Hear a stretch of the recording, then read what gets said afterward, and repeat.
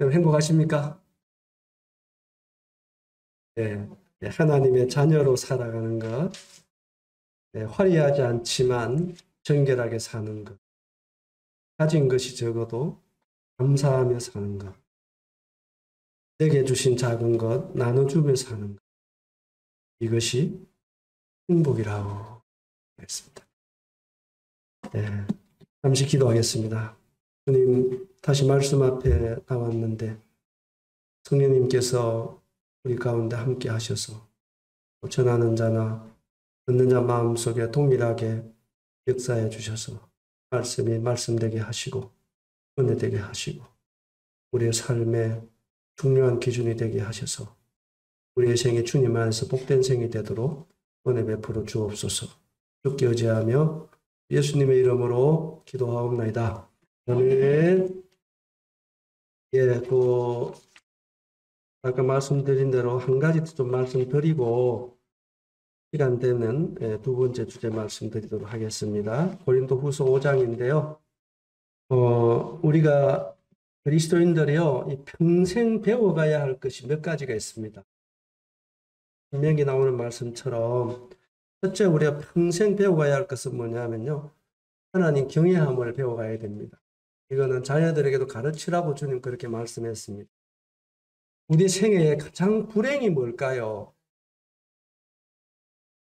바로 하나님 경외함이 없는 것이 고통이라고 하는 거예요.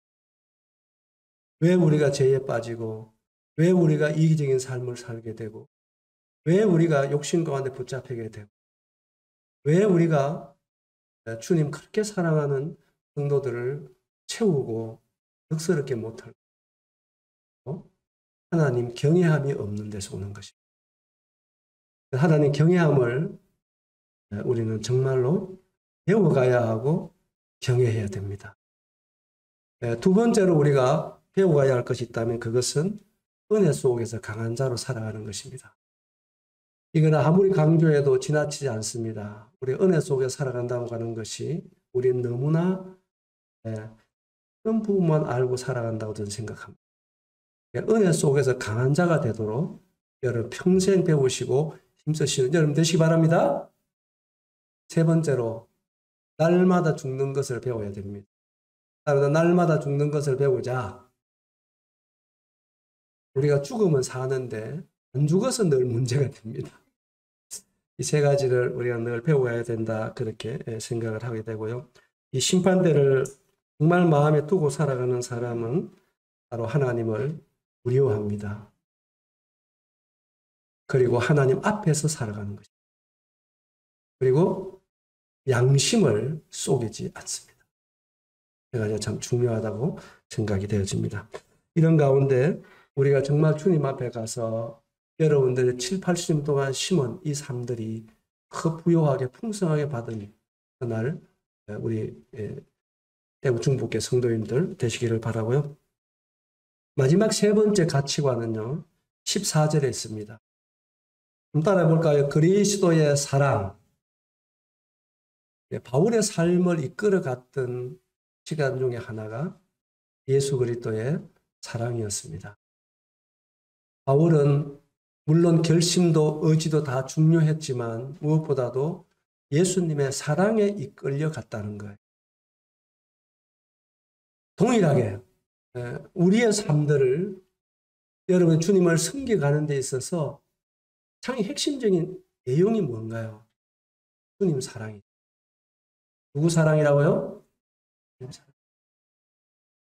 나 같은 자를 사랑하여 주셔서 나 같은 자를 위해서 생명을 주신 예수 그리스도. 제가요, 얘기 드린지 모르겠는데, 제가 19살 때 눈을 다쳤어요. 교회 소풍 가가지고요. 딱 그때 구원받고 1년 채 안 됐을 때입니다. 그때 핍박이 많았고, 그때는 굉장히 박해가 심할 때였죠. 집에 쫓겨나기도 하고, 밥 굶기도 하고, 옷 뺏기기도 하고 그랬는데, 그때 이제 그 낙동강변에서 이 콜라병을 따다가 콜라병이 폭발돼가지고 한 유리 조각이 제 오른쪽 눈을 그대로 쳐서 동자가 파열이 됐습니다. 그걸 다 말할 수 없어요. 그래가 그때 이제 혼자 자전거를 타고 등산읍에까지 갔다가 시내버스를 타고 그때 내가 김천에 있었을 때거든요. 예배당에 가서 많이 울었죠. 왜요? 너무 아파서 울었고요. 눈 아파 보셨습니까? 그 고통은요, 표현이 안 됩니다. 너무 아팠습니다. 그리고 그때 우리 아버지가 계속 하셨던 말씀이 있어요. 너 예수 믿으면 너 망한다. 이 얘기를 정말 많이 했습니다. 그런데 꼭 아버지 얘기대로 됐잖아요. 저도 교회 소풍 가가지고 그랬으니까. 제가 너무 서럽고 아프기도 하고 그래서 막 울었습니다. 주님 앞에서 막 울었어요. 제가 구원받고 그 박해를 당하면서도 교회 간 것밖에 없는데 왜 이런 일을 나에게 허락하느냐. 내가 어떻게 가족들을 만날 수 있고 어떻게 동네에 가서 복음 전할 수 있고 어떻게 하라고 이 일을 허락하시고 너무나 고통스럽고 막 원망스러워서 울었는데요. 그때 주님이 저에게 그렇게 다가왔습니다. 너무나 생생해요. 영두야, 너는 내게 오른쪽 눈 하나를 줌으로 인해서 그렇게 내가 원망스러워. 난 너를 위해서 모든 것을 다. 그렇게 제 마음속에 주님이 다가오셨습니다. 근데요, 그때 제 생각 속에요. 주님이 십자가에 못 박혀 고통당하는 모습이 너무나 선명하게 보였어요. 근데요, 그 순간 이후로, 그 순간이지만 내가 주님 앞에 무릎을 꿇고 용서를 빌었어요. 주님, 내가 잘못했습니다.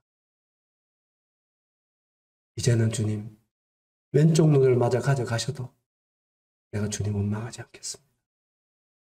주님, 왜 이 오른쪽 눈을 가져가신지를 제가 다는 모르지만 나를 위해 생명 주신 주님을 내가 신뢰합니다. 그때 그렇게 고백을 했습니다.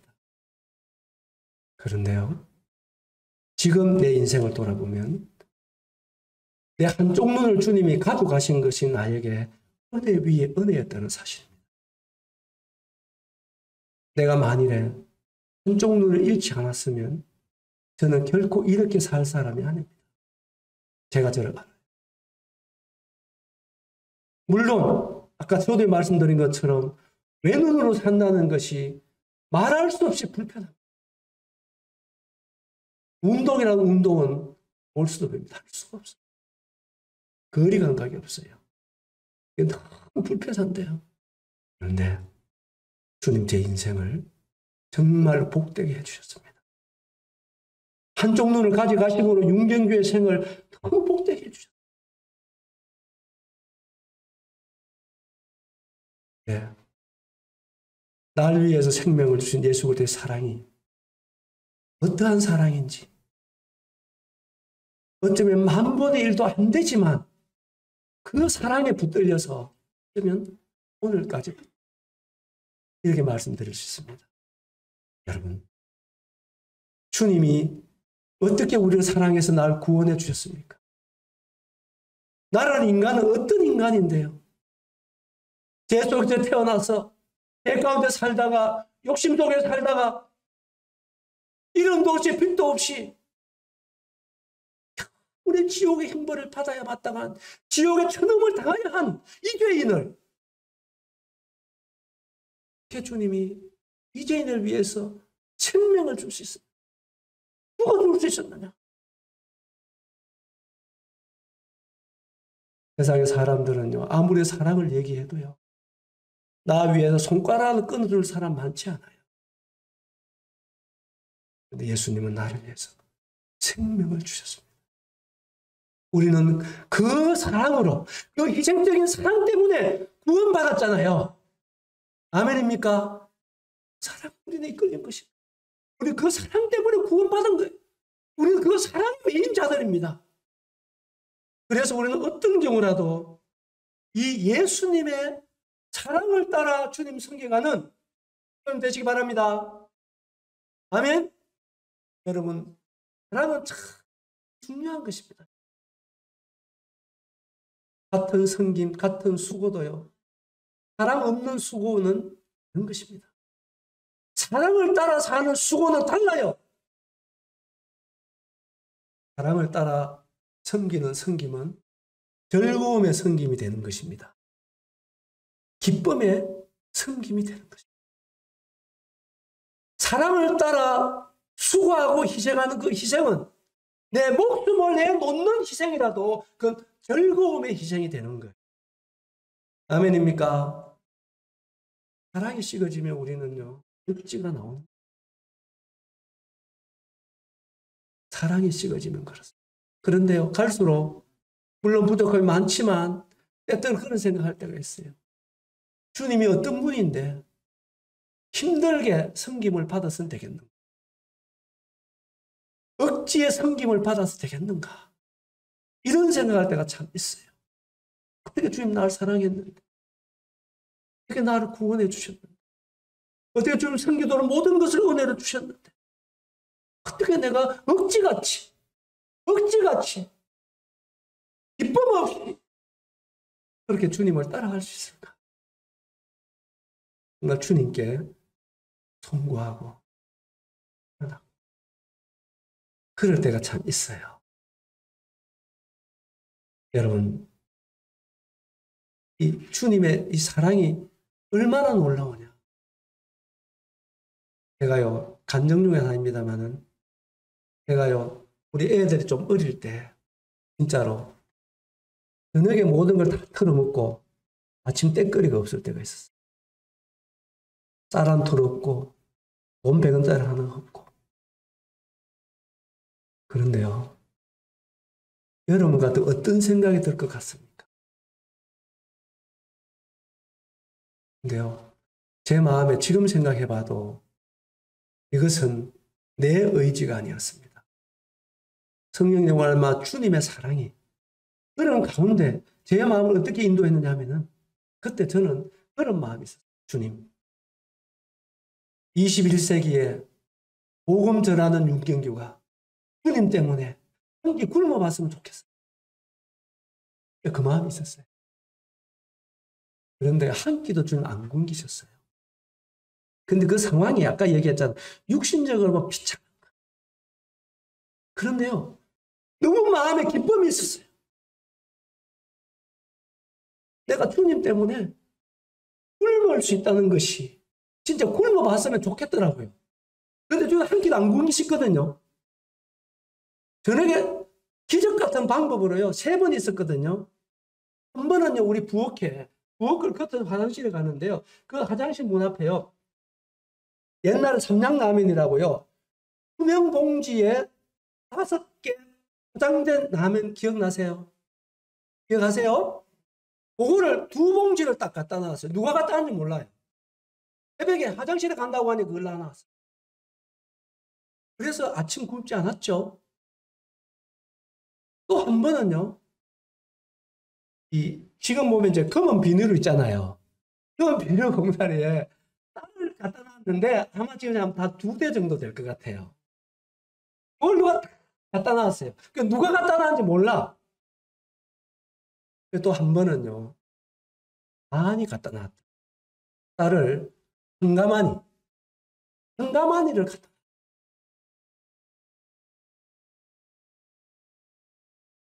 저는 진짜로 그때 그런 생각이 있었거든요. 굶어 봤으면 좋겠다. 그 마음이 있었어요. 잡은 게 아니고. 그런데 평생의 안정거리가 될 것 같더라고요. 그래서 저는 안 굶기시더라고요. 너무 감사했어요. 행복했다. 내가 아무것도 아닌 사람이 주님 때문에 굶을 수 있다. 이거보다 영광스러운 게 뭘까요? 난 그때 알았어요. 왜? 1, 2, 3세기에 많은 사람이 맹수의 밥이 되고 펄펄 기름값을 던지는을 당하고 행복 속에 매달리면서도 기쁨으로 갈 수 있었는가를 내가 경험했어요. 주님의 사랑에 매이며 죽음도 굶주림도 고난도 기쁨이 되는 줄 믿습니다. 아멘입니까? 억지로 하는 게 아니고 예수님의 사랑에 붙들. 우리는 그렇게 주님을 섬겨갈 수 있다고 하는 사실입니다. 이것이 성도들의 누릴 수 있는 특권이라고 하는 사실을 믿으시기 바랍니다. 여러분, 그래서요, 택한 백성이라는 사람은 이상한 사람이라는 뜻이에요. 왜 이상한 사람입니까? 울어야 하는데 울지 않는 거예요. 괴로워야 되는데 괴롭지 않는 거란 말이에요. 슬퍼야 되는데 슬퍼하지 않는단 말이에요. 어떻게 하느냐? 슬퍼야 되는데 기뻐하는 거예요. 무슨 알겠어요? 알아들었습니까? 이게 그리스도인들이었어요. 이거는 우리 의지로 되는 게 아니잖아요. 예수님의 사랑이 우리를 그렇게 부어간다는 사실입니다. 아멘입니까? 그래서 사도 바울이요. 참 바울이 겪었던 고난은요, 우리가 지금 당하는 고난은 그에 비하면 너무 왜소하잖아요. 얘기해서. 맞죠?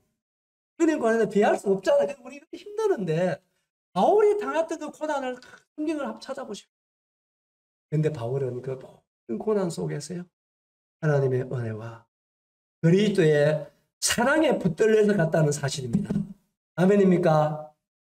그래서 저도 오늘까지 오면서 이 여전히 복음과 교회 안에 내가 붙들려 있었다고 하는 것은 단 한 가지, 예수님의 사랑입니다. 따릅니다. 예수님의 사랑.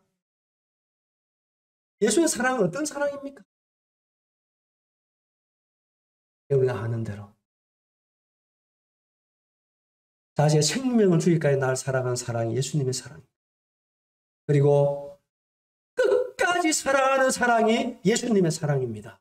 믿습니까? 끝까지. 그리고 후회하지 않는 사랑이 예수님의 사랑입니다. 여러분, 이 사랑을 믿습니까? 여러분, 이 예수의 사랑을 따라서 예수님을 섬겨가시는 여러분 되세요. 아멘이죠. 그래서 제가 세 가지 가치관 제가 말씀드립니다. 우리가 나그네 삶을 살아가면서 변화된 가치관, 나의 삶을 이끄는 가치관, 여러 상황 속에서 흔들리지 않게 살아갈 수 있는 여러 중심의 가치관, 그건 하늘나라입니다. 그리스도의 심판대입니다. 그리고 예수님의 사랑입니다. 이것이 주님 오실 그날까지 제 속에서 변함없이 내 삶을 이끌어 갈 줄로 믿고 그렇게 가리라고 주님을 의지합니다. 여러분들에게 유익이 되시고 여러분들로 살아가면서 어렵고 힘들 때마다 이 세 가지를 기억하면서 여러분 게으르지 마시고 그리고 주저하지 말고 돌아서지 말고 승리하는 여러분 되시기 바랍니다. 아멘입니까? 예, 오늘 여기까지 좀 더 말씀드리고 싶지만 사실 사랑에 이끌리는 사람은요, 세 가지 증거가 있어요. 첫째, 15절에 나오는 말씀처럼 자기를 위해 살지 않습니다. 자신은 자기를 위해 살지 않는 것이 예수님의 사랑에 이끌리는 사람입니다. 두 번째 증거는 뭐냐? 16절입니다. 그 사랑에 이끌리는 사람은 어떤 사람도 육신을 따라 하지 않습니다. 저는 이 대목이 참, 왜 교회가 좋습니까? 왜 신약교회가 좋습니까? 나는 그런 얘기 종종 합니다. 나는 교회에서 밀어내도, 떠밀어내도 전 안 간다. 왜? 나는 교회를 떠나면 갈 데가 없다. 나는 교회 안에서 비로소 내가 사람 대우를 받고 살아. 여러분들은 모르겠어요. 저는 교회를 떠나면 별 볼 일이 없는 사람입니다. 정말로 저는 천한 사람입니다. 가난한 사람입니다. 무식한 사람입니다. 그래서 저는 교회를 떠나면은 별로 희망이 없는 사람. 그런데 여러분 교회 안에 있으니까 내가 형제 대우를 받잖아요. 사랑 안에서 사람 대우를 받는 거예요. 나는 교회가 참 좋습니다. 아멘 되십니까? 아멘 되십니까? 여러분 우리가 진짜 별 볼 일 없는데 교회 안에서 내가 극진한 사랑받고 살잖아요. 그것은 뭐냐? 우리의 기준이 달라졌기 때문에 그래요. 교회 안에서는, 주님 안에서는 우리가 많이 배우는 사람이 드러나서는 안 되는 것입니다. 많이 가진 사람이 드러나서는 안 되는 것입니다. 아멘입니까? 권력을 가진 사람이 드러나서는 안 되는 것입니다. 어쩌면은 반대로 배우지 못한 사람, 가지지 못한 사람, 건강하지 못한 사람, 여러분 더 대우받는 곳이 교회여야 하지 않습니까? 그렇습니까? 안 그렇습니까? 그게 교회여야 합니다. 세상에서 이리 치고 저리 치고 별 볼 없는 사람의 할지라도 여는 교회에서 형제사랑 속에서 위로받고 격려받는 그런 곳이 바로 하나님의 교회라고 저는 믿습니다. 아멘입니까? 아멘입니까? 우리가 예수님의 사랑이 이끌을 때 우리는 누구도 육신을 따라 알지 않는다 이 말이다. 그 사람 얼마나 배웠는가, 얼마나 가졌는가, 어떻게 생겼는가 이걸 따라 사람 판단하지 않는다 이거예요. 예수님의 가치.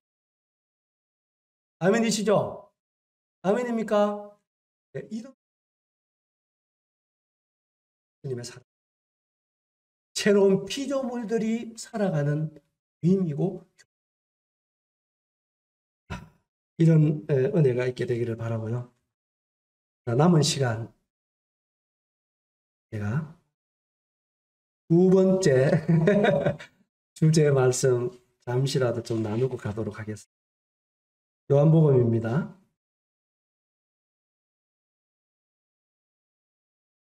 제가 반까지는 마치겠습니다. 계속 하락하면 더 할게요. 요한복음 21장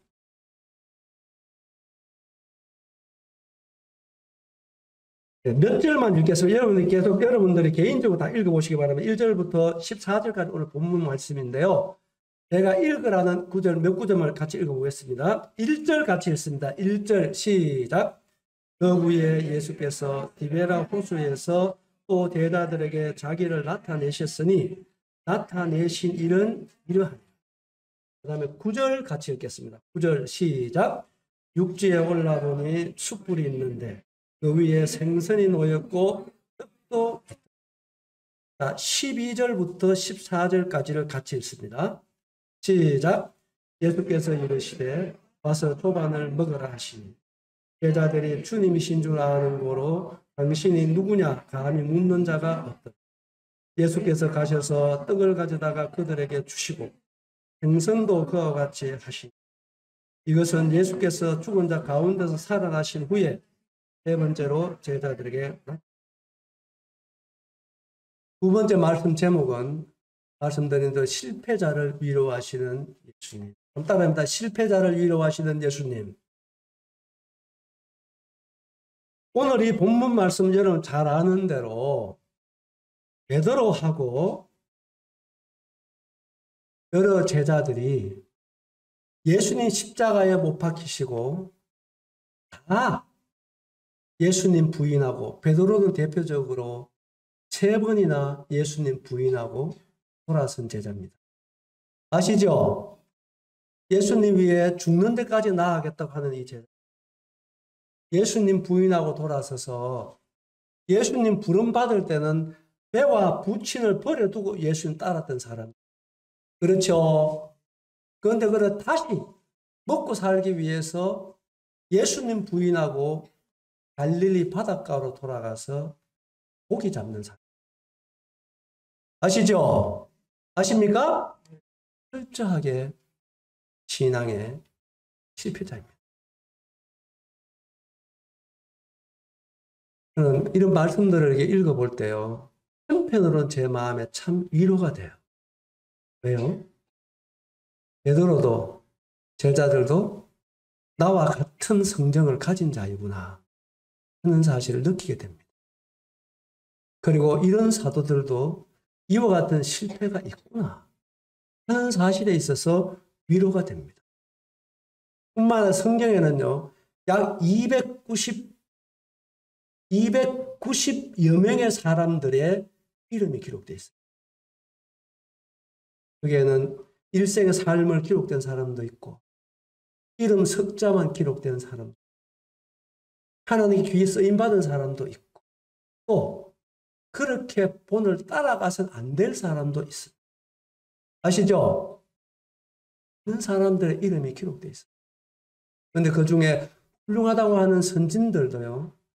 성경에 기록된 사람들의 삶들을 찾아보면 거의 실패와 실수가 없는 사람들이 거의 없다는 것입니다.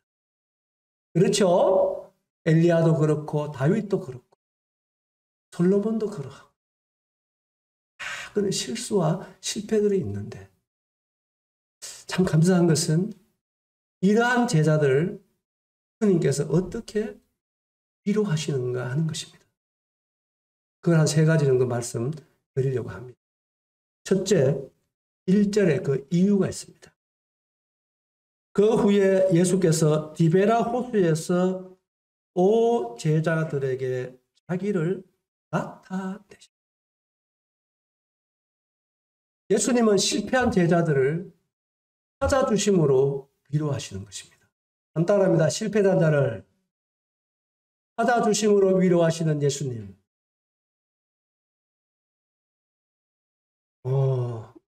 사람이요, 결정적으로 변할 수 있는 때가 언제인 줄 아세요? 사람이 변하는 건 참 어렵습니다. 그렇죠? 제가 이렇게 살아보니까요, 결정적으로 사람이 변할 수 있는 순간은 언제나 하면요, 예수님을 만날 때입니다. 누굴 만날 때라고요? 예수님을 만날 때. 우리는 그때 변할 수 있어요. 예수님 만나서 변하지 아니할 사람 누가 있습니까? 예수님 만나면 다 변화를 입게 됩니다. 그래서 욥은 그렇게 고백을 합니다. 내가 귀로만 듣던 하나님, 눈으로 배움나이다. 따라해볼까요? 귀로만 듣던 하나님, 내 눈으로 배움나이다. 그때 욥이 변한 것입니다. 어떻게 변했습니까? 욥은 눈으로 하나님을 배웠고 욥은 정말로 변했습니다. 무지한 말로 이치를 어둡게 하는 사람이 바로 자신인 것을 몰랐어요. 언제 알았나요? 얼마나 무지한 말이 많았던 사람. 그때 이렇게 되는 거죠. 우리가 언제 변하나요? 여러분, 주님 만나면 변할 줄 믿습니다. 아멘입니까? 그런데 언제 우리 주님 만날 수 있나요? 여러분, 주님이 우리에게 찾아오실 때, 주님 자신 우리에게 계시해 주실 때입니다. 그때 우리는 주님을 배울 수가 있다고 하는 것입니다. 여러분, 제자들의 상황을 여러분 잘 알잖아요. 이들은 정말 두렵고 떨었습니다. 그리고 춥고 떨었습니다. 배고픔에 떨었습니다. 왜요? 아시잖아요. 주님 부인하고 돌아섰습니다.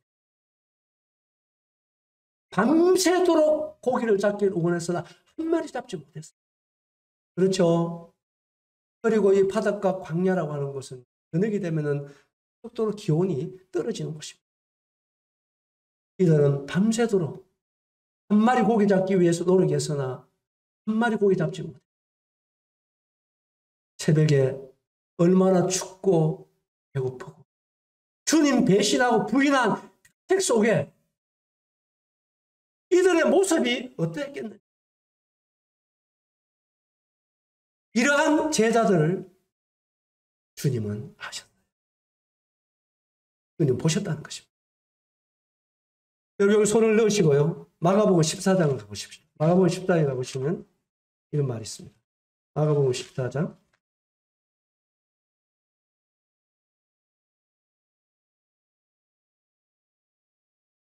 27절, 28절을 보시면요.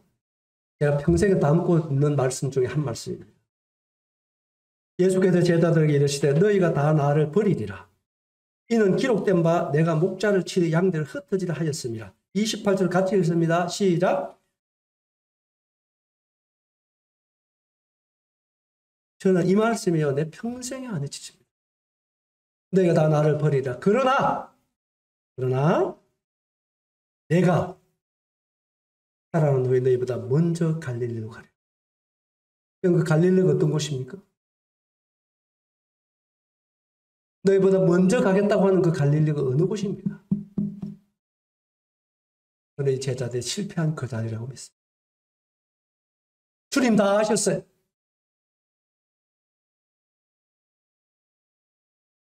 그들은 부인하지 않겠다고 며칠까지 했지만 주님 알았어요. 부인한다. 그래서 여러분 생각 믿으면 안 되고 주님 말씀 믿으셔야 됩니다.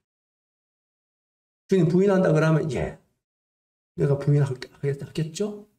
이렇게 받아들였으면 베드로가요. 그런 과정 안 거쳐도 됐어요. 제가 생각해 볼 때. 예? 다른 데는 다 버려갔는데 베드로는요 어디까지 따라갔죠? 빌라도 떠랑까지 따라갔잖아요. 그 가는 길이 얼마나 힘들었겠느냐 제가 혼자 그 말씀을 보고 그런 생각해 봤어요. 예?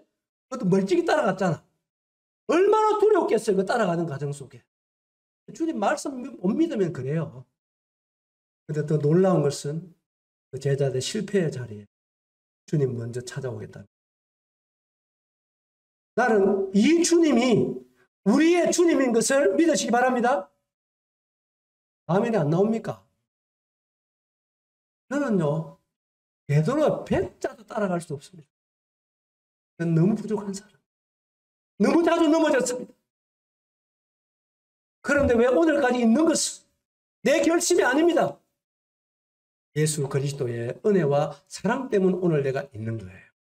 아멘입니까? 그때마다 내 결심이 아니라 내 노력이 아니라 주님이 나 찾아주신 위로 때문에 내가 있는 거예요. 아멘이세요? 우리는 교만할 수 없습니다. 여러분 믿음의 삶이라는 것이 지속됩니까? 됩니다. 여러분. 오늘 내가 믿음 안에 강한 자로 서 있다 할지라도 내일은 누구보다 육신적인 삶을 살 수 있는 게 나라예요. 그렇게 믿으세요? 이것이 우리입니다. 열왕기상 18장 19장에 보십시오. 엘리야가 18장에는 갈멜산에서 예승리의 엘리사로 서지만 19장에 가보면은 누구보다도 초라한 실패자로 노랫나무 아래 누워서 그런 엘리야가 있습니다. 우리 믿음 생활은 그렇지 않나요? 그래서 우리는 교만할 수 없는 것입니다. 그래서 우리는 자랑할 수 없어요. 그래서 하루하루 우리가 말씀 안에 서 있다는 것은 일방적인 주님의 은혜인 줄 믿습니다. 아멘입니까? 주님의 위로와 주님의 격려와 주님의 자비로 내가 오늘 있다는 사실을 결코 잊어서는 안 되는 것입니다. 이렇게 실패의 자리에 찾아오신 예수 그리스도, 바로 우리의 생애도 그래요, 여러분. 내가 어렵고 낙심하고 암울하고 외롭고 깜깜하고 그럴 때마다 여러분이 먼저 주님 찾았는데 주님 먼저 날 찾으시고 말씀으로 찾아오시고 응도를 통해서 찾아오시고 주님 성령을 통해서 날 찾아오셨어요. 나를 위로하여 격려하여 다시 세우신 그 주님의 사역과 그 주님의 사랑과 은혜가 오늘 우리를 이 자리에 앉아있게 하신 줄 믿습니다. 아멘입니까? 이것이 주님의 위로라고 합니다. 주님은 이러한 위로는 여기까지 끝나는 게 아니라 우리 죽을 때까지 이 주님의 위로가 함께하는 줄 믿습니다. 아멘이시죠? 이러한 예수 그리스도가 나의 주님이다. 이러한 예수님은 내가 믿는 주님인 거예요. 내가 따르는 예수님이라고 합니다. 예수님이 참 좋은 분이라는 사실입니다. 믿죠? 믿습니까? 예, 이러한 주님이 계시는데 우리가 무엇이 두려워?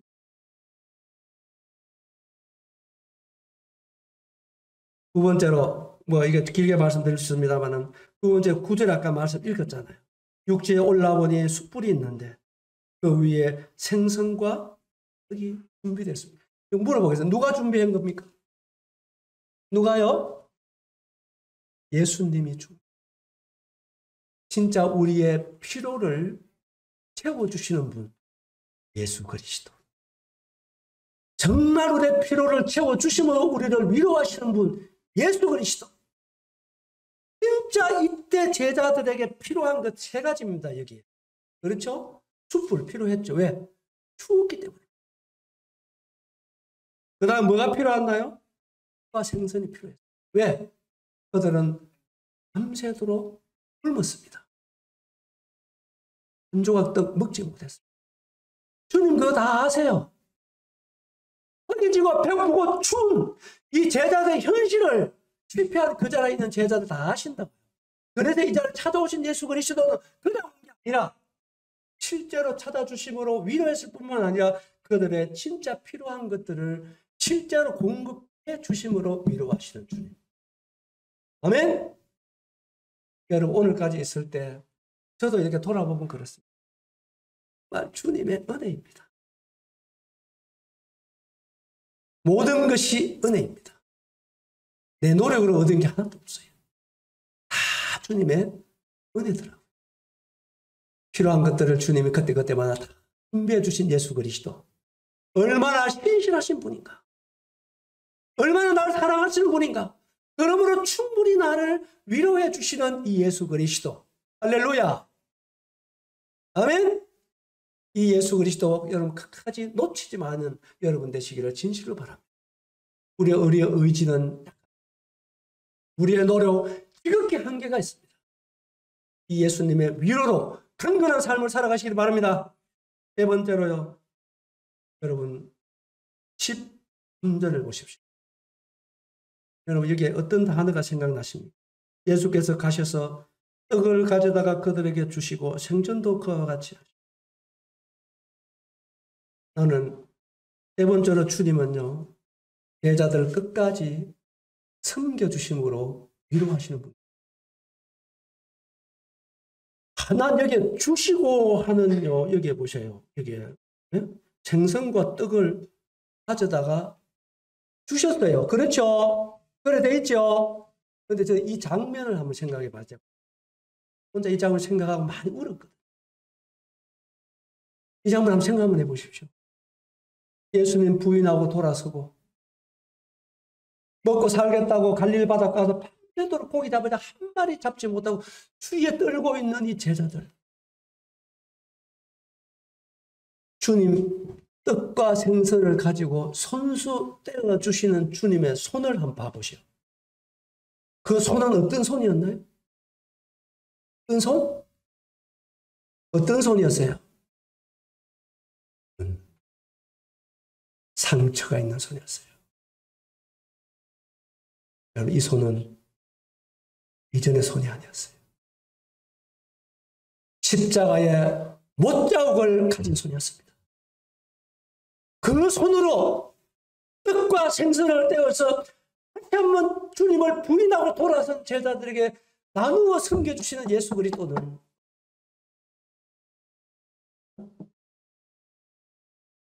그 손에 떡을 받아먹는 제자들은 예수님이 그 손을 것입니다. 그 손의 못자국은 누구를 위한 못자국이었어요? 누구를 위한 못 박힌 손이었나? 그것은 제자들의 일생을 받고 나왔다고. 이 시간 이후로 제자의 실수는 거의 없어요. 어떻습니까? 우리를 찾아오신 예수 그리스도. 우리를 섬겨주신 예수 그리스도. 나를 위로하시는 예수 그리스도는 어떤 분이시냐는 거죠.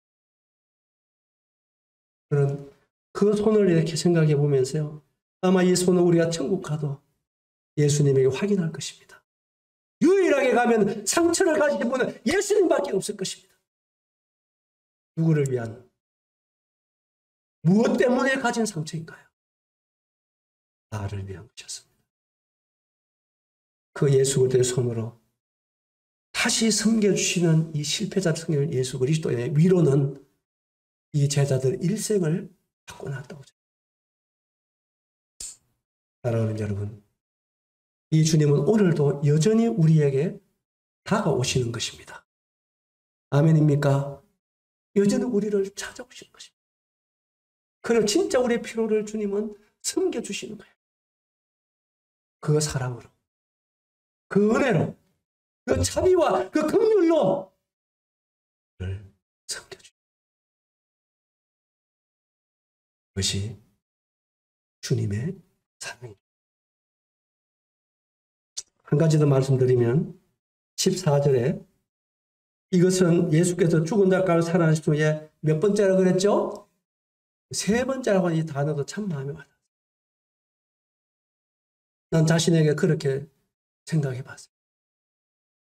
세 번에서 안 되면 주님은 10번, 100번도 하시는 주님인 줄 믿습니다.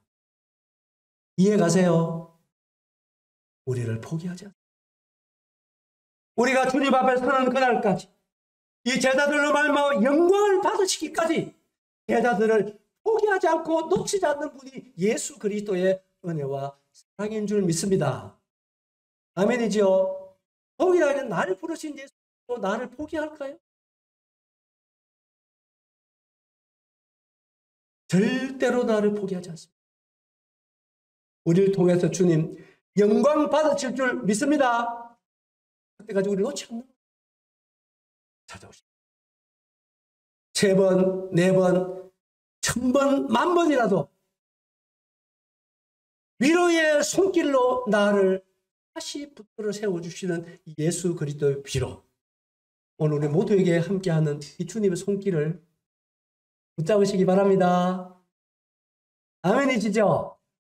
그래서 이런 주님의 위로를 받은 성도들은요, 우리는 서로 위로해야 됩니다. 서로 위로하자. 제가요, 시간 됐기 때문에요, 우리가 서로 위로해야 될 몇 가지 이유 말씀드리겠습니다. 왜 우리가 서로 위로해야 될까요? 첫째, 우리는 하나님의 자녀이기 때문입니다. 따라서 하나님의 자녀이기 때문에 그래서 우리는 함부로 대해서는 안 돼요. 뭔지 알겠죠? 우리는 서로 사랑하며 서로 위로해야 됩니다. 믿음은 절대로 모든 사람의 것이 아닙니다. 믿으시죠? 그래서 구원받은 우리는 정말 소중한 사람. 정말 소중한 사람들. 그래서 우리는 서로 격려하고 위로해야 됩니다. 왜? 하나님의 자녀이기 때문입니다. 그래서 위로해야 됩니다. 두 번째로 우리는 왜 위로해야 될까요? 우리가 하나님의 자녀이지만 육체 가운데 살기 때문입니다. 아무튼 육체 가운데 살기 때문에 우리는 위로가 필요해요. 이 육신은요, 연약하거든요. 그렇죠? 연약합니다. 우리가 아무리 영적인 사람이라 할지라도요, 우리 육신을 가지고 있는 동안에는요, 육신의 영향을 받게 돼 있습니다. 그래서 안 먹으면 배고파요. 그렇죠? 잠을 안 자면요, 잠이 옵니다. 영적인 사람은 잠 안 와도 잠 안 올까요? 옵니다, 여러분. 영적인 사람은 안 먹어도 배 안 고플까요? 피곤합니다. 수고롭습니다. 참 요구사항이 많은 것이 우리의 몸뚱아리입니다. 그렇죠? 그렇습니까? 그래서 우리는 하나님의 자녀이지만 우리는 육체 가운데 살고 있기 때문에 우리는 위로가 필요해요. 뭐가 필요하다? 위로가 필요합니다. 격려가 필요한 거예요. 그리고 세 번째로는요, 우리가 또한 이 세상에 살고 있어요. 어디에 살고 있다고요? 이 세상이 어떤 세상인지 알고 사십시오. 이 세상은요, 믿음이 없는 세상입니다. 패역한 세상입니다. 예수님을 십자가에 못 박은 세상입니다. 마귀가 권세 잡은 세상입니다. 우리는 여기에 살고 있어요. 그래서 우리는 위로가 필요해요. 격려가 필요하다. 세상은 우리를 위하지 않습니다. 세상은 우리를 미워합니다. 우리가 우리를 위하지 않으면 우리 위할 자 아무도 없어요, 세상에는. 그래서 우리는 서로 위로하며 살아야 돼요. 아멘입니까? 서로 격려하며 살아야 됩니다. 서로 붙들어 줘야 돼요. 서로 손을 잡고 이끌어 줘야 돼요. 우리가 안 하면 누가 하겠습니까? 그 다음에는요, 마지막으로 정말 위로하고 격려해야 될 이유가 있습니다. 뭔지 아세요? 우리 영광스러운 주님의 사역을 감당하고 있는 자들이. 그래서 우리는 격려가 필요해요. 위로가 필요합니다. 우리가 섬기는 섬김은 보통 섬김이 아닙니다. 보통 사역이 아니에요. 주님의 영광을 드러내는 것입니다. 그런다보다 귀한 영혼을 인도하는 거예요. 주님 몸된 교회를 세우는 것입니다. 주님 피 흘려 사시는 성도를 채우는 것입니다. 이것이 우리가 살아가는, 섬겨가는 사역이라고 하는 거예요. 따라서 그리스도의 사역, 영광스러운 사역, 이건 너무나 위대한 사역입니다. 우리 모든 성도들은요, 이와 같은 사역자들입니다.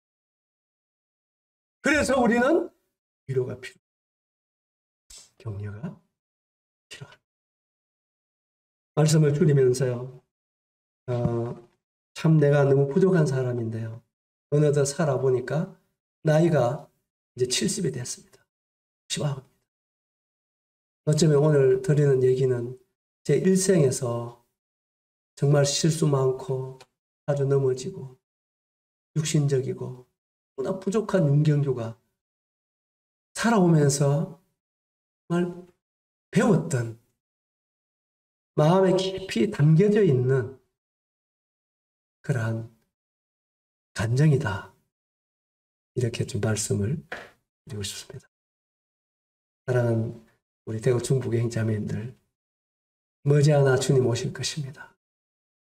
코로나 이거요, 여러분 절대로 주님 허락 없이 우리에게 온 게 아닙니다. 주님 허락하여서 우리에게 온 거예요. 믿으시죠? 여러분 코로나를 통해서 어떤 주님의 음성을 들어보셨습니까? 코로나를 통해서 주님이 어디까지 오셨다, 주님 오심의 소리는 들어보셨나요? 주님 고가에 왔습니다. 정말 주님 문 앞에 왔어요. 계시록 13장 14장의 말씀 현실같이 이루어져. 우리 이럴 때 이제 얼마 안 남았습니다. 진짜 얼마 안 남았습니다. 잠깐입니다. 이 잠깐 남은 생활 아무렇게 살아가서는 안 되잖아요. 위대한 정말 가치관을 지니시고 승리하시고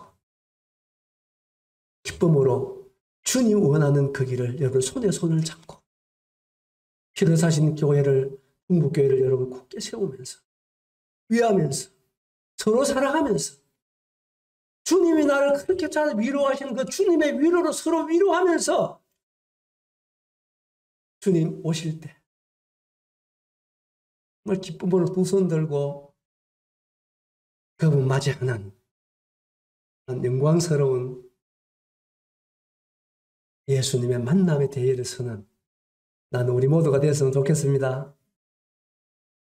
아멘입니까? 저도 동일하게 남은 새해가 1년이 돼야지 하루가 돼야 10년이 될지 모르지만 정말 그때까지 영광스러운 복음과 교회 진리 안에서 주님 섬기다가 주님 만나고 싶습니다. 여러분 동일하게 그렇게 섬기다가 주님 올 때 그때 우리가 어린이 변화돼서 주님처럼 영원을 함께 누리는 우리 형제 자매들이잖아요. 아멘입니까? 한번 따라해보자. 우리가 남이가 남이 아니지요. 그렇지요. 그리고 남처럼 대하면 안 됩니다. 그래, 은혜 속에 흥건한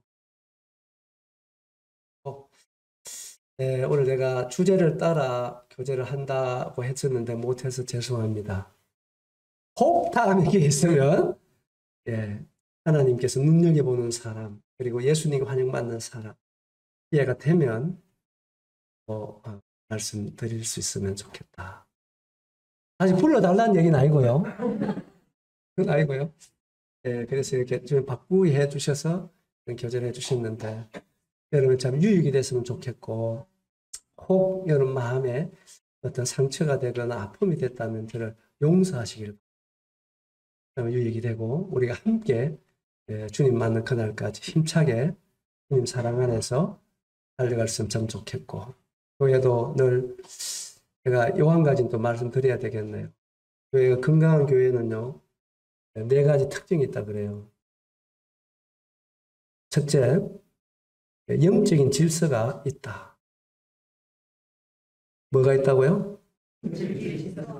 영적인 질서가 세워져. 예, 죄송합니다. 영적인 질서가 세워져. 이 말은 권위가 확실히 세워져 있다 이런 얘기입니다. 권위 주인은 우리가 배격해야 되지만 주님 주신 권위는 채워져야 됩니다. 아셨죠?